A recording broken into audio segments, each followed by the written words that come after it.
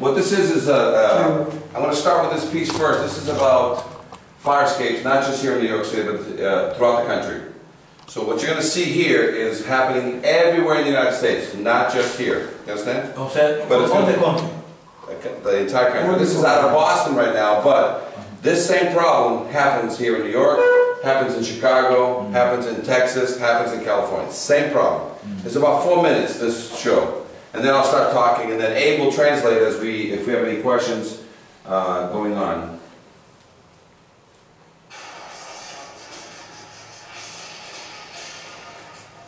The smoke, the flames, and the frightened faces, all in a firefighter's line of duty. But Chief William Hitchcock remembers the night it wasn't the fire that almost stopped him,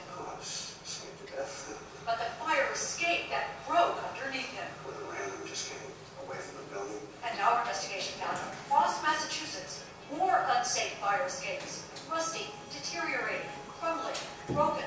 And what state officials didn't know, the system they set up to keep fire escapes safe is also falling apart. Potential ramifications are disastrous. So let's look at this one. This expert ironworker is licensed to build, maintain, and inspect fire escapes. So then over here, for months, we examined dozens of them with alarming results. Looking at this today, would this pass inspection? No. In dormitories, at theaters, at homes, and apartment buildings. Rust is actually eating away the metal of the fire escape. Right. And the bottom line? It'll get weak and then eventually will fall. This one has rotted connections. This one missing bolts, twisted metal. Would the stairs come down? No, never come back. This one, a broken tread. So how dangerous is it for the people inside this building? This fire escape is definitely going to put somebody either in the hospital or it's going to put somebody in the cemetery. Fire escapes are so critical. The state building code requires they be certified for structural adequacy and safety every 5 years. But our investigation found that safeguard is simply being ignored. Here's proof. We chose fire escapes at random in Boston, Somerville, Cambridge, Worcester, and here in Quincy. We checked building department files, but there's no fire escape certification. To see if building owners had submitted their mandatory inspection reports. There's no certification in this one either. Bottom line, not one we checked in Quincy had been certified as safe. And the Director of Inspectional Services admitted because of staffing shortages, the city has no idea how many other fire escape owners are breaking the rules. And as a result, do you know how many fire escapes in your city are safe? Or not? Well, I don't know. In Worcester, not one we checked was certified. In Somerville, No. 4 more fire escapes. Did it fall through the cracks? Yeah. Not one up-to-date certification. And again, no system for keeping track. How can they get away with it? I guess the short answer of all is because we don't have the resources to sit here and follow up on these things. If structural deficiencies are reported, local building inspectors can actually evacuate residents until repairs are made. Would you talk to us on camera about this? No. But when we surveyed 24 more communities, most admitted they had no idea how many fire escapes were certified. In Taunton, inspectors told us they haven't seen a certification in 25 years. Northampton officials said it's a cold day in hell when that happens. In Cambridge, too, not one of our test buildings was certified, and the official in charge would not come out to discuss it. In Boston, where there are more than 8,000 fire escapes, again, according to inspectional services, not one we checked was certified. Officials know they are required to enforce the building code, but they admit they don't always know if owners are breaking the law. The building code is being ignored. Right, but it's difficult to write a violation you don't have knowledge of something like that. But state officials say for a critical issue like this, communities should know. And they warn, the Massachusetts building code is not optional. Does it worry you that these fire escapes are not being certified? This is an important issue and should not be ignored. That's because after the smoke and flames begin, it'll be too late to burn. You've got no way out. I can't stress enough, Hank, that these things have to be maintained and someone's got to be watching. As a result of our investigation, state officials will now issue an alert to local inspectors. Meanwhile, if there's a fire escape on your home or office, you can contact your local building department to make sure it's properly certified. In the newsroom, I'm Hank Philippi Ryan. Okay, to get the lights back on. So what we have here and what we're going to be talking about today is fire escape inspections. Who inspects them? Structural engineers, building inspectors. Provide inspections and certifications. And what we're going to teach you guys is what to start looking at when you're looking at these buildings, and there's a lot. As soon as we're done here training a little bit, we're going to go outside, and we're going to be looking at fire escapes that sometimes you have to go out to fix a window. You have to go out to take bird poo off the fire escape. You have to go out because somebody needs to get in their building because they locked their key out. You're stepping on treads, you're stepping on fire escapes that somebody said 3 years ago it was good, and it's painted red, and it looks great. Yet one of you guys is going to fall through it. Because when you look at it, you say, my God, I got rust in the tread this big, and the guy said it's okay. But that guy never comes here and walks every day to take tree limbs off of this thing or snow off of this thing. So we're here to show you that you're the first guys that need to spot these fire escapes, but you don't have to get on them anymore. From down below, we're going to teach you about fire escapes that were built 75 years ago. Okay? So you have doors and windows and lights. Did these things last 75 years inside a building? So we have this fire escape on the outside of the building that somebody says for 75 years, all you do is put paint on it. And you can step on it. So what we're trying to show you is that there's some things you're going to be watching from down below, so that when a guy gets $1,000 or $100,000 to fix your fire escapes, is it being done correctly? So let's just use an example, and then I'm going to go into the fire escape report here, and basically let's do a little slideshow, and then I'm going to do a little bit of the show here, 1 hour in here. We'll talk about fire escapes. 1 hour, we'll go right outside in the alley, we're going to look up. And you're going to tell me whether that fire escape passes or fails, whether it's painted or not painted. So let me just put on this one little piece here so I can make this thing, as I say, move.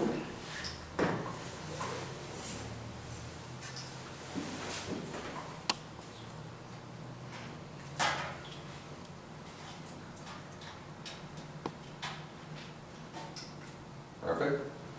Okay.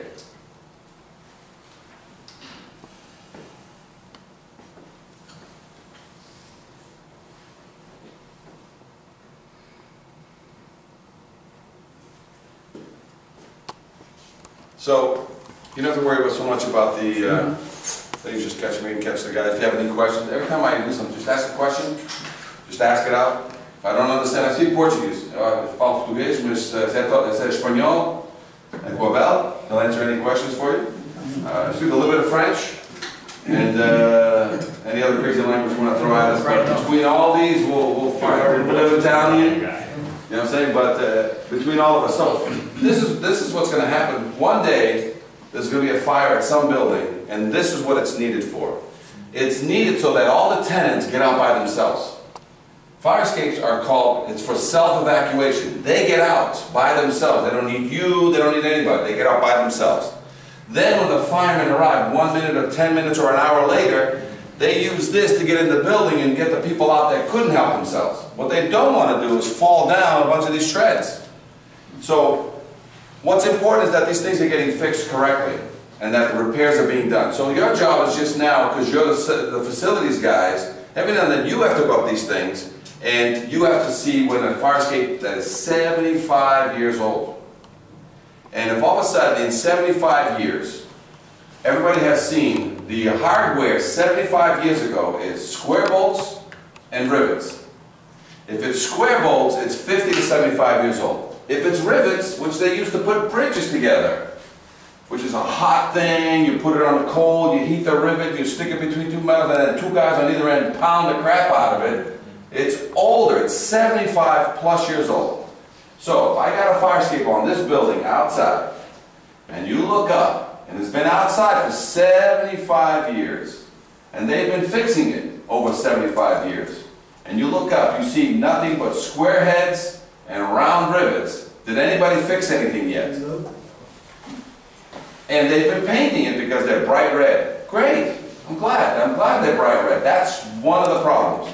Fixing it is one problem, painting is another problem. So at least they've had half the problem has been taken care of, right? But now the first problem is, in 75 years, do you think any connection has had time to and separate? Yeah. It's easy, you look up, and you can see between something that used to be tight, you see a little bit of separation, a quarter or whatever. If it's got a 1/4 inch of separation and there's a space in there, guess what's happening? Your foot is going to step on that and go through. Your tenant going out for a smoke is going to step on that and fall through. And there's only one way to repair it.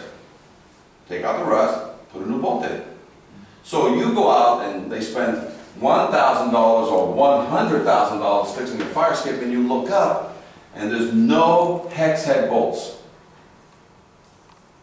You're looking up, you see plenty of squares, plenty of rivets, and you're looking for those nice new bolts. Everybody here knows what a hex head bolt looks like from Home Depot, don't they? Yeah.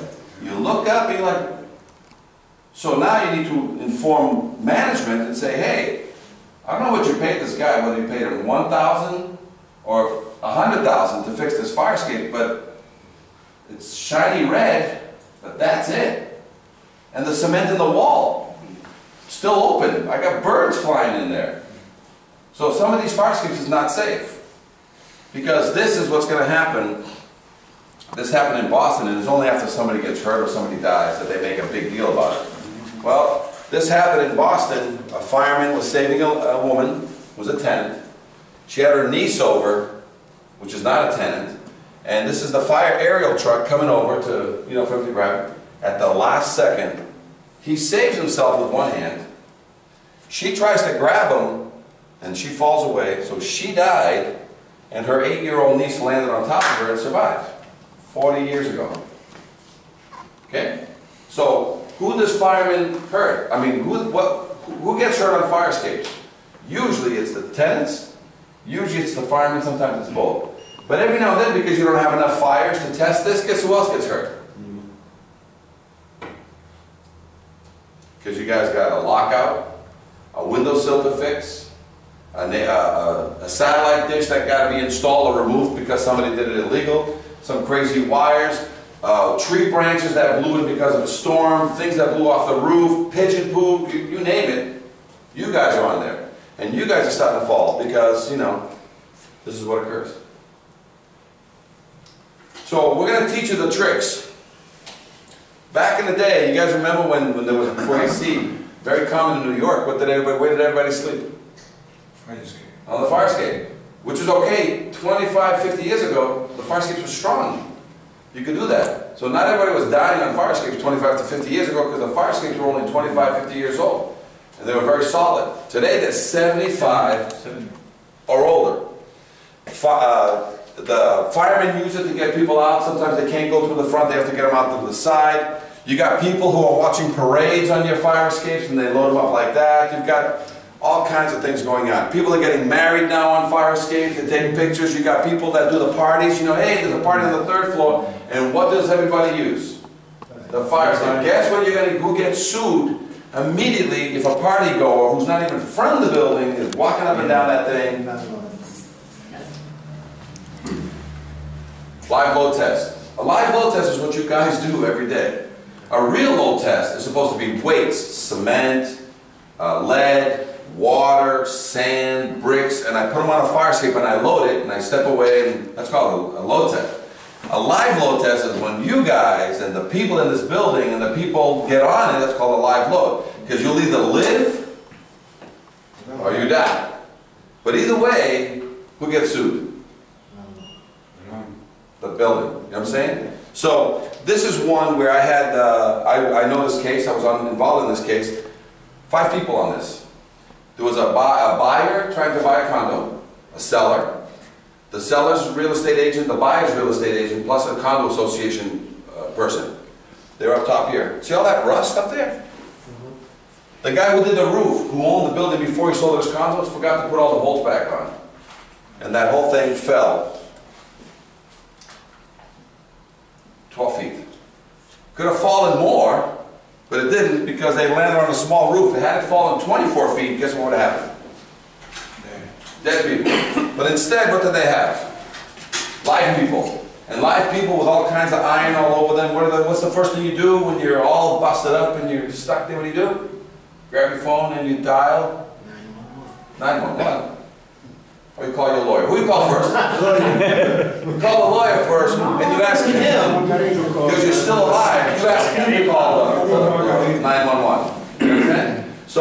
These are the kind of things you have to worry about. This is another case in Iowa that were involved. 3 kids were watching the fireworks from up there.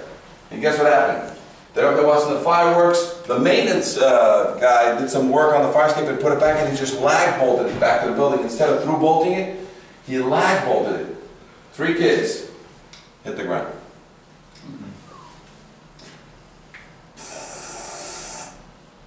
They put it back up, all kinds of issues. They put it back through bolted, put back legs, but the thing was improperly installed again, even when they put it back. So you got to be careful who does the repair work. Another case, again, these are just to show you that people are dying. A 26-year-old woman fell 5 stories, and this is a building similar to your buildings here, right? This is in Boston.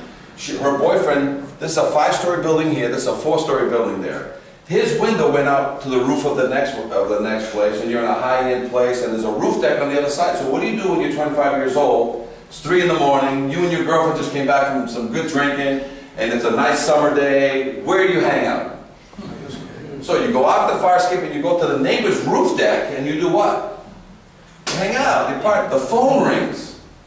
So when the phone rings, and you know how to get back to your apartment because it's your apartment. You know the route. But your girlfriend says, no, I'll get the phone. And she doesn't go the right way, and she goes over here where there's no railing. And then she falls 5 stories. Okay? So these things occur because there's missing pieces of fire escapes, broken pieces of fire escape, old fire escapes. So, do you guys know who inspects fire escapes? Yeah. Everybody thinks it's the fire department that inspects fire escapes. They don't inspect fire escapes. Everybody thinks it's the building department that inspects fire escapes. They don't inspect fire escapes. They think it's the housing department. No. Insurance companies inspect. No. The only people that can inspect fire escapes is either a structural engineer or a fire escape engineer, because they know what to look for. But everybody thinks that it's, all these other people, but it's anybody that's an engineer inspects a fire escape. Sometimes in certain states they'll allow an architect. You guys don't inspect fire escapes. These people inspect fire escapes. Sometimes they think it's a city official. A city official will write you a violation, will never inspect anything. If he's giving you a violation on the sprinkler, not because he knows the whole sprinkler system, he saw something out of the ordinary, and because of that, he wrote a violation on the sprinkler. He may see one thing on the fire escape, but that's not what's wrong with it. That's what made him write one violation. Okay, so city officials don't inspect fire escapes. Fire escape inspectors, structural engineers, architects. This is a fire escape that we did here in Jersey City, actually in Fort Lee. When it used to be, this building that I inspected used to be the Hollywood of the East Coast. They used to do all the movies in this place. You guys have not even been trained on fire escapes yet. This fire escape, pass or fail? Okay. Yeah. Fail, why? Yeah, it's very rusty. So even if you don't know anything about it, like, my God, this thing looks like, I'm not going to get on that. And this is what it looks like. This is me inspecting. But do you believe that they had it inspected by an engineer? And the engineer came back and wrote a report on this. And the reason why I got to do this inspection is because the secretary didn't like what she got. So here's the engineer report. And this guy said, fix one tread, fix one of the gratings, and give it a paint job, and I'll sign off on it. We came in, and this is the same fire escape. And we basically shut down the whole fire escape because it had all kinds. Not to say that we're better, it's just what was this guy thinking? And a lot of times you have to be very careful when you have engineers that drive by, roll down the window, look out, say, "Do you have my check?" And then he says, "Did anybody fall?" "No." Okay. "Looks good to me." And he writes you what's called an opinion letter. And that opinion letter is somebody who doesn't get on it, doesn't really know what he's doing. You got to be careful of those. It's those people that make you fall through the fire escape. It's those people that make tenants fall through the fire escape, and it's those people that make firemen fall. And when you have a fireman that falls through, then you got the city officials here, the mayor, you got everybody coming down to find out why that fireman fell through that fire escape holding a baby. Oh my God, then you got problems. So our job is to basically teach you guys to be the ones that are going to keep an eye out, not only for yourselves, but for anybody else that's going to be on. Keep your people off the fire escape. How do you do that? Well, we're going to show you some tricks on how to keep people off the fire escape so they don't go out there for smokes. They don't put plants out there. They don't have ACs in the window, which is the only way to get to them. Okay? So let's let's just deal with that AC issue, because everybody's got to stick an AC in their window. We're not saying you cannot have ACs in your window. You can't have the AC that blocks a window. But if they have those inside ACs that have that snorkel, you know, that big tube, and it goes to the window, those are acceptable. It's the type of AC. It's not that you can't have AC, it's the type of AC in the window. So you just make, and the management company will say that if you've got a room with 2 windows to a fire escape, 1 window needs to be open. You don't have to have both windows open, so they can have the AC in the other window. But that AC can't stick out so far that it stops people on the outside from getting by. So these are the little tricks that will go. There's a lot of confidence tests out there, and these are the things we're going to talk to them about what they need to fill out. So a lot of these confidence tests now is what changes an inspection from an opinion, because these are severe questions that the engineers have to sign. So I'm just going to keep going on this with you guys to show you that there's a lot of confidence tests that we've helped generate nationwide. And we'll make, even if we have to do a confidence test here that is specific to Rush or to Wingate Management, we can make it so that every certificate that comes in gets filled out on one of these forms. And there's going to be tags. Nationwide now, there's a tagging that's required. In Seattle, if you have a bad fire escape, you have to have a red tag on it. If you have a fire escape that's under repair, you have to have a yellow tag. If it's a fire escape that's in good condition, can't barely see, but it's a white tag. So all your fire escapes are now going to get tagged so that when you go there, you can see exactly when the next date is for re-inspection. So every 5 years is the average. Okay? This is what rust looks like. We're going to go into a little bit of rust and training. Rust, I'm going to show you guys here that rust takes 25 years to grow a 1/4 inch. Rust takes 50 years to grow 1/2 inch of rust. So if we go outside and we see some rust in the tread that's 1/4 inch, how long has it been growing there even though you put paint over it? Because what happens when you put paint over rust? What happens 2 months, 3 months later? Get bigger. Comes right back out. Yeah. You can never, nobody can paint rust. Nobody in the world can paint rust. You can paint the metal around it, but you paint rust and the metal around it, 2 months, 3 months later, the paint around it is there. Where it was rust, in the air. Do you guys know that all the fire escapes, you guys know because you get a lot of old buildings, the lead paint issue on the interior of this building? There's no what? The lead paint. You know how you have a lead paint issue on all the insides of a lot of buildings? Yes. You know that fire escapes, all that are older than 1978, every single one of them has lead? So that even when you're scraping and painting, you can't scrape without having the plastic downstairs. You can't scrape or paint the fire escape without closing all the windows and putting signs on the windows saying, if you have children inside, that you know, there's all these things that are now happening with fire escapes that you weren't doing 5 years ago. So lead paint is an issue. Can't weld on fire escapes anymore because can you ever put a flame onto lead paint? No. So these are things that we're going to be covering, but we got issues with rust. Okay? And we're going to go into a little bit more detail right now, right after this, but you guys see that if that's a 1/2 inch of rust, how many years it took to grow? 25 to 50 years to grow 1/2 inch, right? This is all rust, right? Now, this is the part that you have to worry about. I'm going to show you a quick little videotape, because when we walk up a fire escape and inspect it, for our protection, we bring a little 3-pound hammer, a little baby sledgehammer, and we go up and we hit the treads for our protection, right? And when it's good and tight, the connection, it goes ping. When it's a bad connection, it goes pong. Now that's what we use to go up and down every time we inspect the fire escape once. You guys walk up and down the fire escapes all the time. You walk around with a 3-pound hammer every time you go up or every time you go down. Now, what you're worried about is what's going to show here when you have this, and sometimes going up a set of stairs, you can see it, so you're going to step over that one. What happens when you're coming down the set of stairs with wood or bricks in your hand or something, you're coming down the stairs? Well, this is why we inspect with a hammer for our protection. This is what can happen to you guys. Watch. 3-pound hammer.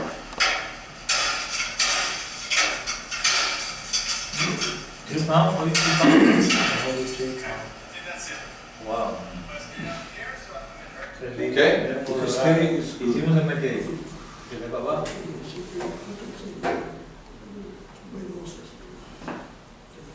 3 libras. ¿Y tú crees que está bien? ¿Cómo crees que está You bien? know what I need? I just need, is there another extension cord? I'm gonna have to pull this thing. Actually, we should probably get to that. I can get you A mí another. me suena la idea. Say again?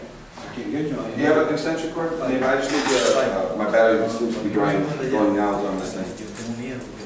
Thank you. Sí.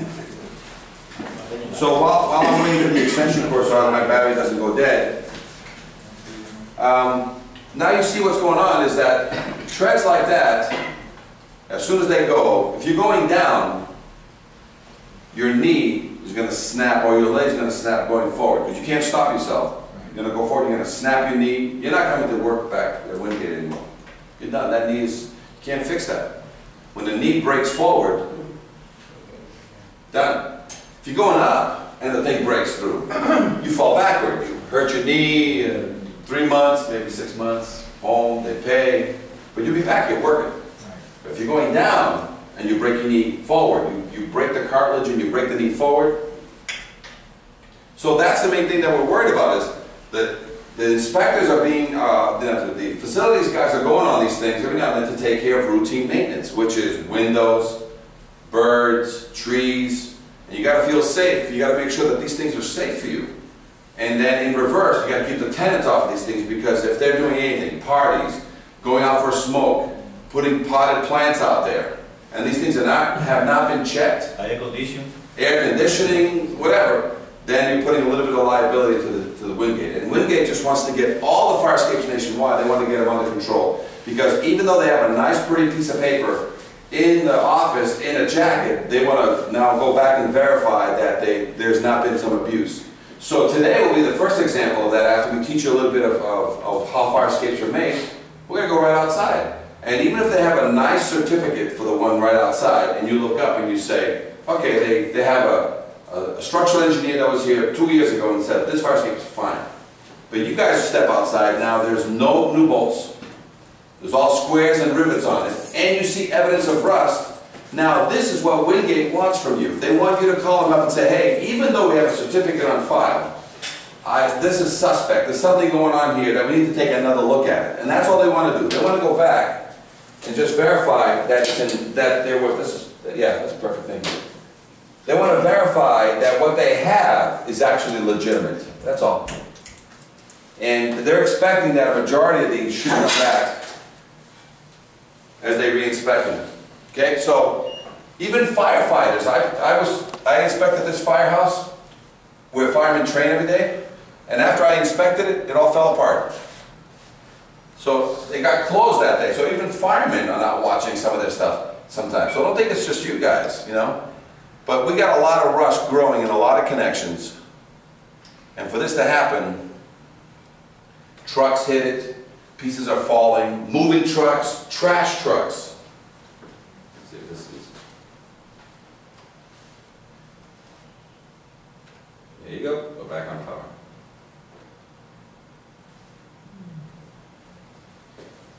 Okay? This is everywhere, you know? So our job is now to go find the instances where things are bad, and this is the last thing we're going to be talking to you about, and that is a lot of you guys don't realize that the fire escape is attached into a lot of these masonry buildings this way. This right here is just the veneer. That's just a 3-inch brick outside. The structure of it is in here. And that's either a masonry wall made of block, or it's actually sometimes a wall made of brick. It's 2 or 3 layers of brick. The beautiful brick is outside. The ugly brick is inside. But this thing is attached to the ugly brick. It goes through the nice looking brick to the inside. But every now and then between the inside brick and the outside veneer, there's a 3/4 or ½ inch hole or space. And the roof has been leaking for 50 years. And the water's been coming down. And the water hits all these iron and it comes out and cries. It cries everywhere. It says, hey, I'm rotting inside. I got cancer inside. Look how thick this metal is outside. Look how rotten it is inside. So every now and then, you're standing on something that is rotten on the inside. So even if the iron is good outside, it's not attached correctly to the building. But that's what investigations are for, is to verify. Because if we got some signs of rust and rusty tiers, okay, our job is to secure it back into the building. Okay? Missing pieces, you've got some fire escapes, there's no railing here. And in the night, when you're fighting a fire and you're scared, you got a little kid, you're dragging a little kid, you go, okay, be careful, you're dragging a little kid, you drop the kid down through the stairs. The one thing I want to show you is the cantilever. This is a fire escape, this is a very important piece, and we'll leave it here. Because I'm going to show you the cantilever, and then we're going to go into a class of getting ready to go outside. New York City, fire that happened up there, the fireman had to go up this building, and right there on that top floor, he fell through 3 steps. 27 years old. Fell through, injured his spine, was still able to go back in and get the woman and the child at the very top, came back down, and then he was gone. He's fractured his vertebrae. No longer could be a fireman, and went out on what's called disability. The thing that made this unique is that he sued the inspection company, the management company, because the fire escape hadn't been maintained for over 25 years. So he was claiming that it wasn't an accident that broke his back, a fire. It was negligence by the owner of the building. And he actually won the case. They settled with him because they saw that, the fire escape was broken. So that's the thing that you have to worry about. So now let's end on the last piece, because a lot of your fire escapes have ladders or they have cantilevers at the bottom.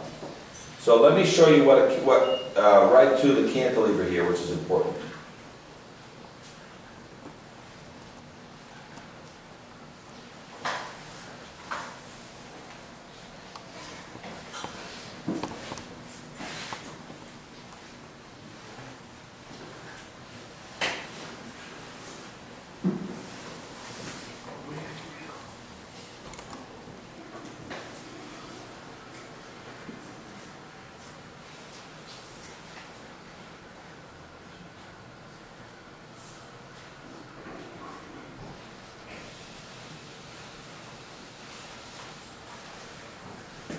Cantilevers.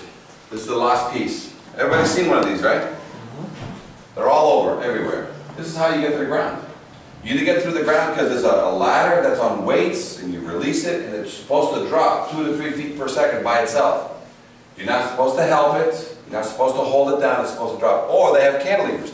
And you're supposed to come down, step on one stair, hold on, and then it starts to come down, it hits the ground, and stays down. So let me tell you how they're supposed to work, and how you probably have them here. The reason why this one's pointing to the sky and this one's starting to point to the sky is because the weight box is open and it has junk metal inside. When you put junk metal inside and you add water and air, what happens to inside the box? It starts to rust.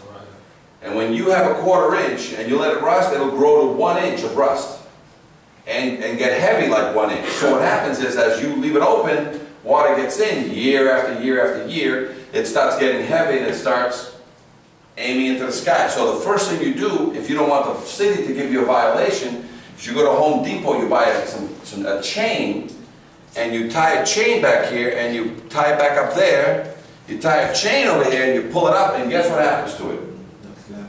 It's horizontal, but now it weighs a ton. Now, here's why it's wrong, because when you put the chain on it, or you don't fix these things, because they're supposed to drop by themselves. A 150-pound woman and a 50-pound child coming down the fire escape, trying to get away. If this thing has a chain on it and it's heavy backwards, what's going to happen is she has to come down, she brings the child, and she steps on the first tread. What happens? Nothing. Nothing. She goes 3, 4, 5 treads. What happens? Nothing. She does 1 more, 2 treads. What happens? Now it starts to come down. And it goes down fast, and it goes down faster, and then she hits the ground, and she has to hold on, and she screams and cries, but she's able to hold on. Ready? And then she's got the child starts screaming, and she's got the thing, and she walks down, and she goes, oh. And then she walks a few more treads with the child, and she's 150 pounds, and the child is how much? 50. And then she goes, what happens to the child? 12 feet in the air. Now the child is up there 12 feet in the air, and there's a fire in the building, and the mother tells the child to do what? Jump. Jump 12 to 14 feet. That child gonna do it? There's no fireman there yet. The child is up there because this cantilever is out of balance. Threw the child up. The child held on, thank God, otherwise the child would have fallen 12 to 14 feet. Now when the child is up there and the mother's saying jump, and she goes, you know, jump, jump, jump, no fireman, no help, what does she do? You don't think she's going to run back in the building and start the process all over again? You think you think a mother would run back into a burning building to save her child? Okay? So she starts running back into the burning building to go back to her apartment. You think she has her keys with her? So she's going to run back into the building to go back in and to save her child who's 12 feet in the air, and the fireman stops. Hey, where you going? Oh, my child in the back alley is stuck 12 feet. He goes, I'll get her. So the fireman goes there and he gets underneath and tells the child to do what? Jump. And the child does what? Doesn't jump. So the fireman has to run. How much time is he wasting? He has to run back to his truck and get what? Gets the pole that he has. And he goes up there with his pole and does what to the thing? Grabs it, pulls it down. Brings it down, puts his foot on the fire escape to hold it, and the child gets off, gets with the mother, and they do what? They go away. Now what's that fireman doing? Holding it down. He's holding it down. Now he's the captain. He's the guy that tells everybody what to do. There's flames upstairs, there's shit falling all over the place, excuse my French, and all of a sudden, he's like, hey, you get over here and hold this fire. You know, so he calls the lowest guy to sit underneath the fire, because now that's how they're going to get back in. Yeah. But it's out of balance, because as soon as he takes his foot off, so that's why fire escape cantilevers are supposed to drop 2 to 3 feet per second, hit the ground, stay down. They weigh almost like 20 pounds on the nose. So that when you're ready to put this thing back up, there's a guy upstairs on a release arm. There's actually a release arm, because if you have a release arm, nobody can break into the building either. So a lot of these, if you put a release arm, no more break-ins into your building. But at the same time, the fire, when you're downstairs, you grab the nose, you just throw it up. And the guy upstairs just locks it. Now you have an anti-theft device, and you have something that it blocks your way. So whether you're stupid or you're smart, it doesn't matter, because when you run into this bar and you push it away, by the time you get down 3 or 4 steps to the pivot, she's already down and hits the ground. The same thing happens with your ladder. If your ladder is balanced correctly, a ladder weighs 200 pounds, your weights weigh 175. So when you release the ladder, guess what it does? By itself, 2 to 3 feet slowly to the ground.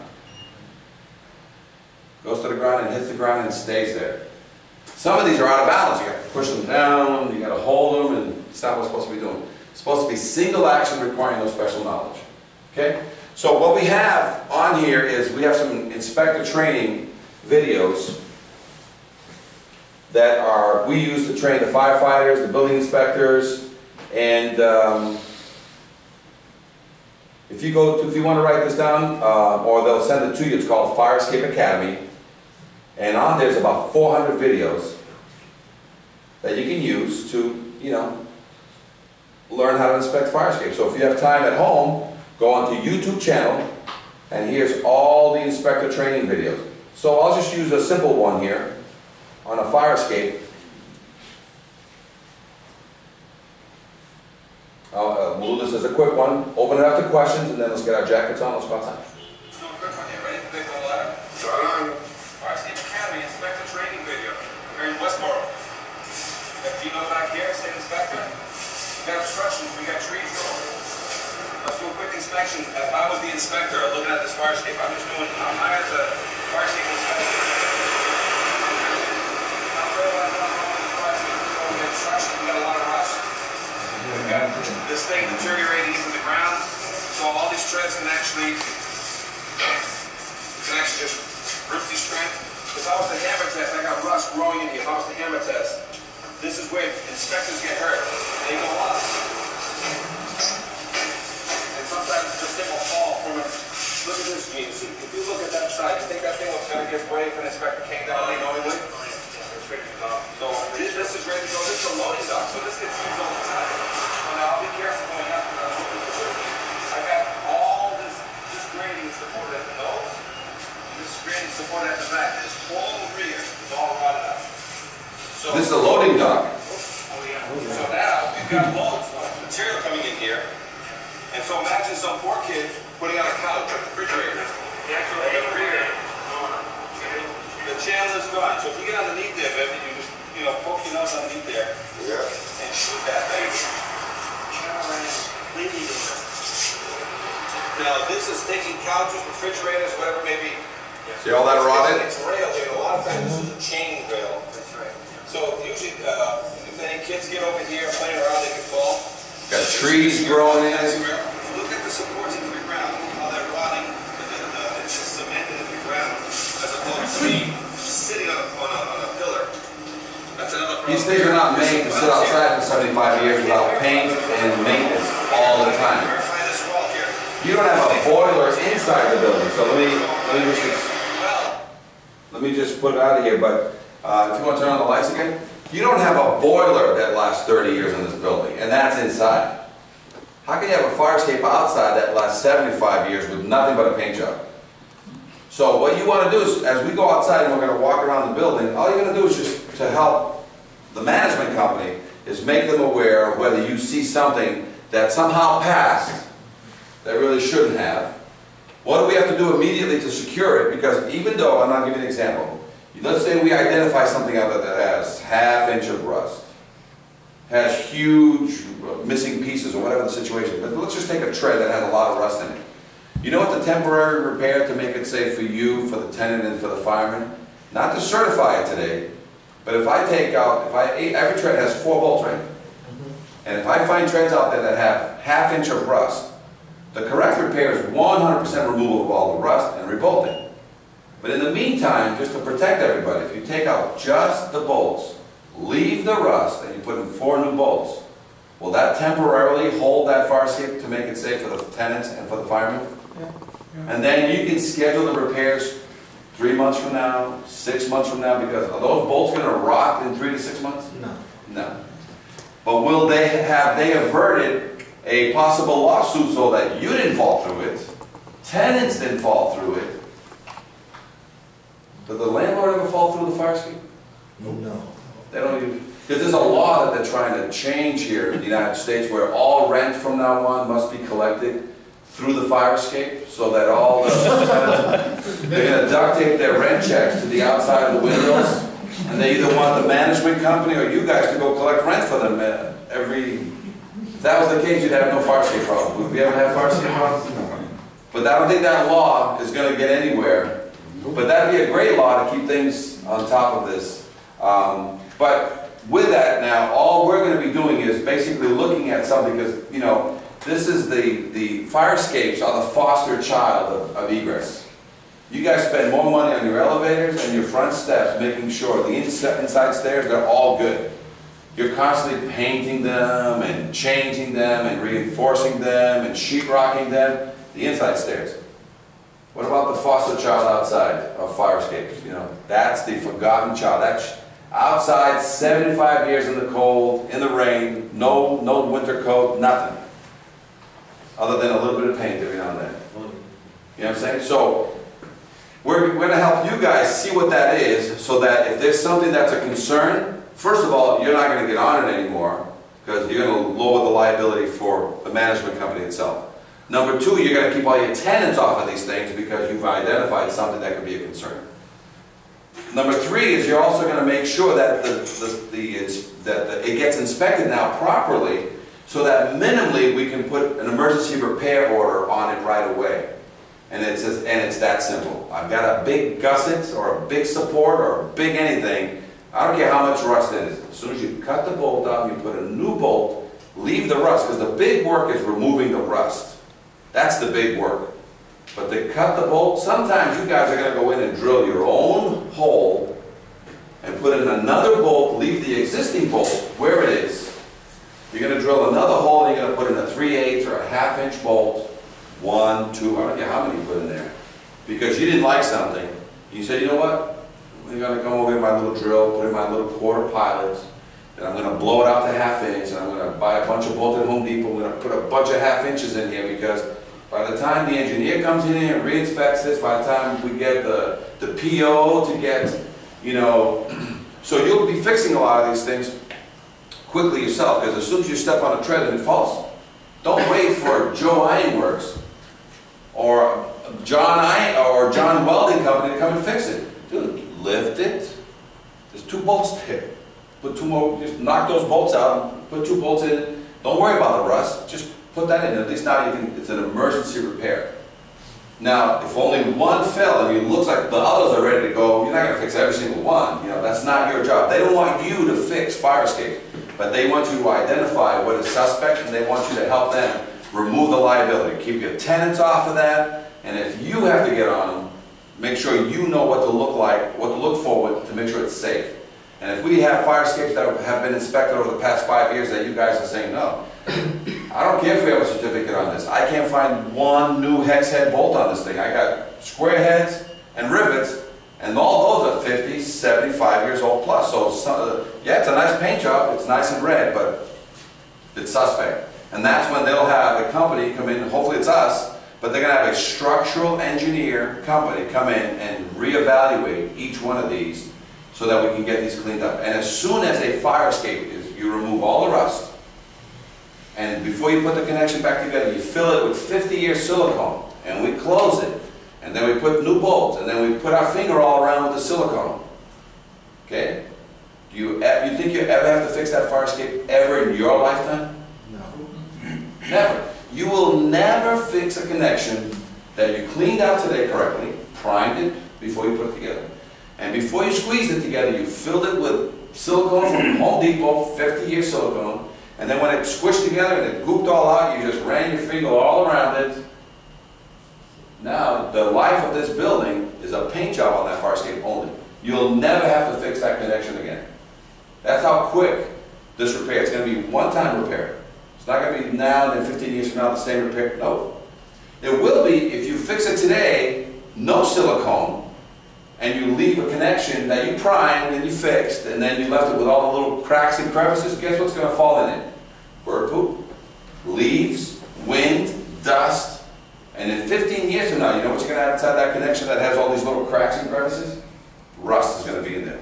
But if you inject it with silicone, and whoever fixes any fire escape for you, you waste a case of silicone on that thing. Say, hey, after you're done fixing it, I want you to close every hole with silicone. Whether you fix it or not, I want every hole you see silicone. Because the paint can blow away, but silicone doesn't blow away. Okay? And then once that's done, now you've got a fire escape that you now just keep it painted. And that's all you want. You want to just stay on top of it, keep it painted. And that could be ironworkers painting it, welding guys painting it, and any painting company now can paint it. Or you guys, because every now and then they say you guys got nothing to do on these buildings. You guys got so much free time on your hands, and they want you to go out and just paint fire escapes. Because you guys got nothing else to do. You guys are really bored, especially in the summer. You guys don't have much to fix on these old buildings, so they say, you know, they want you guys to work on fire escapes. Painting them only, just painting them. All right, so let's end it here. There's a great website, it's called Fire Escape Academy. We send them links to this if you want to trade. So if you just type on the internet, under YouTube, type in Fire Escape Inspection, Fire Escape Repair, Fire Escape Academy, all our videos. We have about 1,000 videos out there. So you can watch seminars on this stuff. You can watch inspectors being trained like we're doing right now. So if you really want to learn, you don't have to learn all this stuff. Today, my job is to walk you outside so that if you're working on any buildings in downtown, you just look up and say, original hardware or evidence of maintenance. Number 2, is this thing painted? And the last thing you're going to be looking is how it's timed to the building. If it's got any drag and tears or if the cement is missing. 3 things. That's all we're going to look like for outside. We've been recording this, so you'll have this class to record. It's going to be online for future training. We're also going to take that camera outside so that as I'm talking, I'm not going to tell you what's wrong with the fire escape. I'm going to ask you guys, what's wrong with this one? And you're going to go blah, blah, blah, blah. Next, go to the next one. What's wrong with this one? And I don't care if the fire escape is 1 story or 5 stories. Everything that's wrong with the fire escape you see in the 1st and 2nd story. They don't fix the other fire escapes and leave the 1st and 2nd alone. So whatever you see wrong in the 1st and 2nd floor, you don't have to see 10 floors. The 1st and 2nd means the rest of it is bad. If the first and second are bad, the rest of it is bad. Don't worry about the second, the third, the fifth, and the 10th. Whatever we're about to see in this back alley, in the side here, so if everybody gets your jackets on, get yourselves ready, we're gonna get ready to record. Do you have any questions now for us? In English, Spanish, Portuguese? You said that in the fire escape, if you put air conditioning and you can walk through, it's okay to have? Yeah, if you have a window fire escape in a room, and that room has 2 windows to the fire escape, then you can have one fire escape in the window, because in my room, the only way to get to the fire escape, if I have 2 windows, one window can have. Otherwise, if I only have 1 window in that room going to that, I cannot have a window-mounted AC. I must have a floor-mounted AC that blows the air to the thing. Or the management company has to open a hole in the window, or a hole in the window up above, because sometimes they do that. They have windows at the top is the AC situation. Otherwise, the management company must open a hole in the side like that next to my window, and they do that, okay? Otherwise, no ACs in the window. Now, once the AC is in a window in a room that has 2 windows to the fire escape, as long as it doesn't stick out and hurt me or stop me. But if that's the case, they have this big fat one. You just have to push it back into the building, and somehow on the inside, they have to do something, but it's going to be very difficult. The only answer is that AC can no longer be used there, and that's something the management company has to put in their writing. Right. That says, what most of them know, most of the tenants should know, but they don't follow, is for REACT purposes, egress. You know, if there's 1 window per room, you know, they can't block the egress. So if the only window is the fire escape, then they cannot have it there. if you could just put it in, because all it is, they need just the knowledge. A lot of, when you say to them no ACs in the window, they're going to break that law because it's hot in my room, and I don't care what you say. But if you tell me there's only 1 type of AC we'll allow in this window, and that is the inside unit that blows the air to it, then they'll comply. You're just telling them that this type of AC is illegal, this other one is legal, and so, but they're expensive. Those inside ones are $300 to $500. But it'll cool your room, but you can't have the ones that block the AC. Any other questions?